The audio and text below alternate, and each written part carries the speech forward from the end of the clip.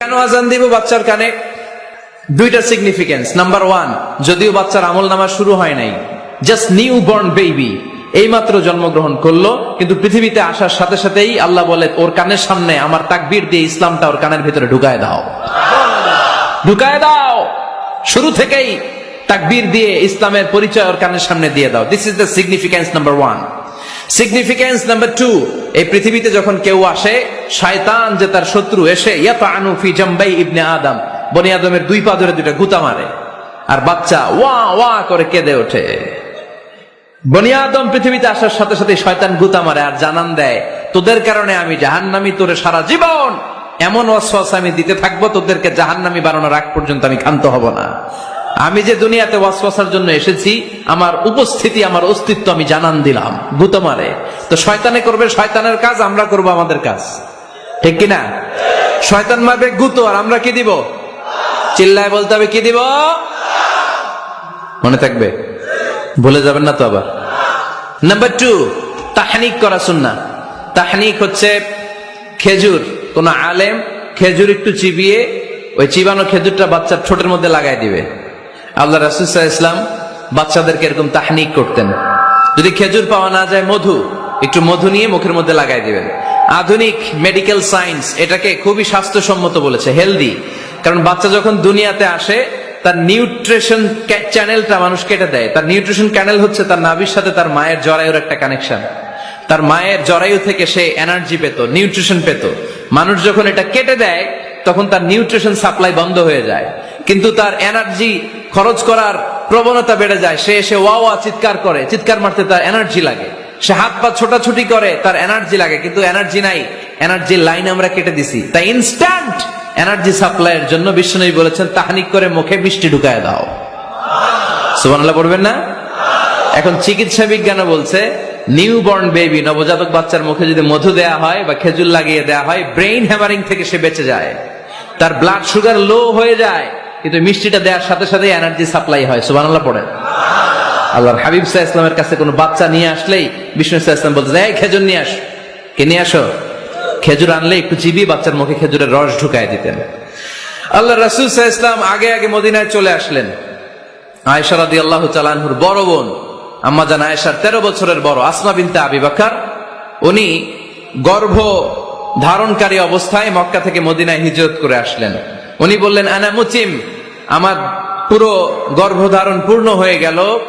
আমি কোবা এলাকাতে আসার সাথে সাথে আমার সন্তান জন্ম নিল, আব্দুল্লাহ ইবনে জুবাইর। আমি সন্তান পেয়ে মহা খুশি, কারণ মুহাজির সাহাবারা মদিনায় আসার পরে কারো ঘরে সন্তান হয় না। ইহুদিরা বলতে আরম্ভ করলো, আমাদের বদদোয়া লাগছে, এজন্য তোদের ঘরে সন্তান আর হবে না। তো এই জন্য আসমা রাদিয়াল্লাহু তাআলা আনহার সন্তান যখন মদিনাতে প্রথম হলো, মদিনাতে আনন্দের হিল্লোল বইয়ে গেল। উনি ওনার সন্তানকে নিয়ে বিশ্বনবীর কোলে দিলেন। বিশ্বনবী বললেন, এই খেজুর নিয়ে আসো তো। খেজুর নিয়ে আসা হলো। বিশ্বনবী খেজুর চিবিয়ে বিশ্বনবী লালা সহ খেজুরের রস আব্দুল্লাহ ইবনে জুবাইরের মুখে ঢুকায় দিলেন।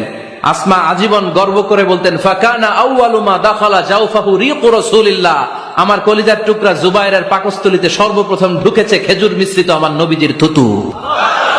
আল্লাহু আকবার। এজন্য নবজাতক বাচ্চাদেরকে আলেমদের কাছে নিয়ে গেলে দেখবেন, আলেমরা খেজুর নিয়ে বাচ্চার মুখের মধ্যে লাগায় দেয়। বাচ্চাটাকে সুস্থ রাখে কে? তাহলে আমার বাচ্চা দুনিয়াতে আসলে আমি আজান দিলাম, তাহনিক করলাম, এরপরে বাচ্চার যখন বয়স 7 দিন, কয়দিন, তখন আকিকা দিতে হবে। কে দিতে হবে? আকিকা দেন আপনারা নাকি কুরবানির জন্য রেখে দেন? হ্যাঁ, অনেকে রেখে দেখে কুরবানির সাথে মিলাইয়া দিব। উত্তম হচ্ছে 7ম দিনে দেয়া। কোন দিন মনে থাকবে আপনাদের? কততম দিনে আকিকা দিবেন? সবাই বলতে হবে কততম?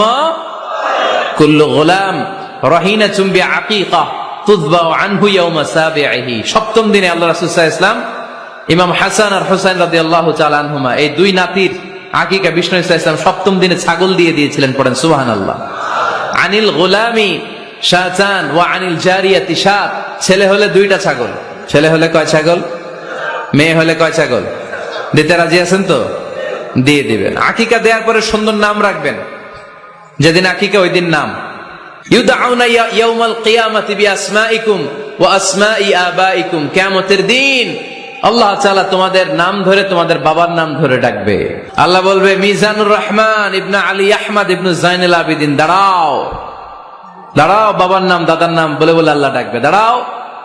এজন্য ফাহসিনু আসমাকুম, তোমাদের নামগুলো সুন্দর সুন্দর রাখো। এখন যারা নাম রাখছে বল্টু, আল্লাহ দিন বলবে বল্টু ইবনে সল্টু, দাঁড়াও। ঠিক কিনা?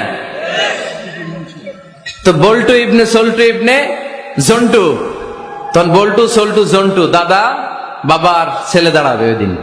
তো এই কোটি কোটি মানুষের সামনে বল্টু নামটা শুনতে আপনার ভালো লাগবে? আল্লাহর হাবিব সাল্লাল্লাহু আলাইহি ওয়াসাল্লাম বলেছেন আহাব্বুল আসমা ইলাল্লাহ আব্দুল্লাহ আব্দুর রহমান, আল্লাহর কাছে সবচাইতে প্রিয় নাম হচ্ছে আব্দুল্লাহ এবং আব্দুর রহমান। সুবহানাল্লাহ পড়বেন না?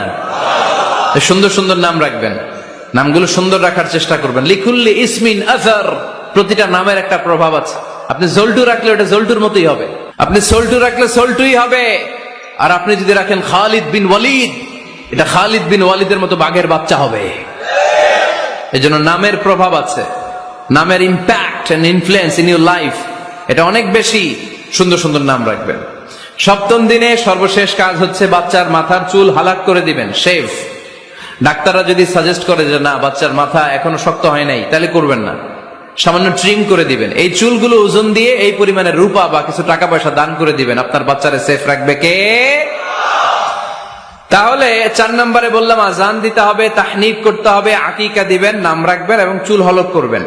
ফাতেমা রাদিয়াল্লাহু তাআলা আনহা ইমাম হাসান রাদিয়াল্লাহু তাআলা আনহুর জন্মের পরে সপ্তম দিনে চুল কেটে চুলের ওজন পরিমাণে রূপা আল্লাহর রাস্তায় দান করেছিলেন। এগুলো করতে রাজি আছেন তো? আচ্ছা। 5 নাম্বার হচ্ছে 2 বছর মাকে বুকের দুধ খাওয়াতে হবে। কয় বছর? সবাই বলেন। রব্বুল আলামিন বলেন ওয়াল ওয়ালিদাতু ইউরদি'না আওলাদাহুন্না হাওলাইনি কামিলাইনি লিমান আরাদা আন ইউতিম্মার রাদা'a। মায়েরা যেন তাদের কলিজার টুকরা সন্তানকে পরিপূর্ণ 2 বছর দুধ খাওয়ায়। কয় বছর? 2 বছর দুধ খাওয়াবেন। অনেক মায়েরা এটা করে না, দুধ খাওয়ায় না, ডানু খাওয়ায়। ডানু কি খাওয়ায়? আর কি খাওয়ায়? সেরেলাক আর নিডো। আপনিও জানেন নিডো? ধন্যবাদ আপনি হেল্প করার জন্য। নিডো আর ল্যাকটোজেন আর জোরে বায়োমিল, হরলিক্স আর কি? Baby care. মুখস্থ সব মাশাআল্লাহ। না, এইসব বেবি কেয়ার ফেয়ারে কাজ হবে না। বুকের দুধ খাওয়াবেন। প্রিয় ভাইয়েরা শুনেন, আল্লাহ তাআলা মায়ের বুকের শাল দুধে বাচ্চার জীবনের প্রথম টিকাটা, ভ্যাকসিনটা ফ্রি দিয়েছেন। আমরা বিভিন্ন টিকা বাজার থেকে কিনি না? প্রথম টিকা, প্রথম প্রাকৃতিক টিকাটা আল্লাহ তাআলা মায়ের বুকের দুধের ভেতরে রেখেছেন। যেই সন্তানগুলো মায়ের বুকের দুধ খায় না, এগুলো হয় বলদা নাম্বার 1। কি হয়? বলদা। এগুলো ফার্মের মুরগির মতো হয়। ফার্মের মুরগি আর দেশি মুরগি পার্থক্য আছে না নাই? যেগুলো 2 বছর মায়ের বুকের দুধ খাবে এগুলো দেশি মুরগি, আর যেগুলো ল্যাকটোজেন খায় বড় হয়েছে এগুলো ফার্মের মুরগি। কিনছেন? এটারে দেখবেন যে এটার ওজন দেওয়ার জন্য খাসা থেকে বের করে যে ওটার উপরে রাখছে, সারাদিন ওইখানে ফালা রাখলে ওইদিকে বসে বসে জিমায়, ডানে বাই নড়েও না। আছে না নাই? 6 নাম্বার আল খিতান। আপনার ছেলে শিশুকে সুন্নাতে খাতনা করাই দিবেন। সুন্নাতে খাতনা করান তো আপনারা? এটা সুন্নাত। আরবাউন মিন সুনানিল মুরসালিন, 4টা সুন্নাত সব নবীরা আমল করেছেন। 1 নম্বরে খিতান, সব নবীরা সুন্নাতে খাতনা করেছে। 2 নম্বরে আসিওয়াক, সব নবীরা মেসওয়াক করেছে। 3 নম্বরে আন নিকাহ, সব নবীরা বিয়ে করেছে। 4 নম্বরে আল উতুর, সব নবীরা আতর মেখেছে। সুবহানাল্লাহ কইতে পারলেন না? বাচ্চারা ম্যাচিউরড হওয়ার আগেই করাই ফেলবেন। 10 এর আগে পরে এই সময়ের মধ্যে সুন্নাতে খাতনা করাই ফেললে অনেক রোগ বালাই থেকেও আপনার ছেলেকে হেফাজতে রাখবে কে? 7 নাম্বার অনেক গুরুত্বপূর্ণ, তারবিয়া আল ইসলামিয়া। ইসলামী তারবিয়া, তাহযীব, তামাদ্দুন, এটা শিক্ষা দিতে হবে। ছেলে মেয়েদেরকে শিখাইতে হয়। আমি আগেই বলেছি, মানুষের পেট থেকে বেরোলে ওটা মানুষ হয় না, ওটার মানুষ বানাইতে হয়। ঠিক কিনা? এজন্য কোনটা সত্য কোনটা মিথ্যা এটা শিখাবেন, কোনটা হালাল কোনটা হারাম এটা শিখাবেন। ছোট্ট বাচ্চারা অনেক কিছু বোঝে না। আরেকজনের গাছের মধ্যে বড়ি পেকে আছে, বড়ি খাইতেছে। আম পেকে আছে, আম পেরে নিয়ে আসছে। এরকম বাচ্চা আছে না নাই? আপনি কালো কালির কলম কিনে দিছেন, ক্লাসে যেয়ে দেখে তার বন্ধুর সবুজ কালির কলম আস্তে করে ব্যাগে বেড়ে নিয়ে আসছে, রাবার নিয়ে আসছে, আনে না? শিখাবেন যে আব্বু আম্মু তুমি যেটা করছো এটা চুরি বলে। এটা কি বলে? ও তো বোঝে না এটা চুরি, ও মনে করে সবই আমার, সবই আমার। ওরে বুঝাবেন সব তোমার না, যেটা আমি তোমারে কিনে দেবো এটা তোমার। আর আরেকজনের ব্যাগ থেকে না বললে নিয়ে আসলে এটার কি বলে? কথা বলেন না কেন? চুরি।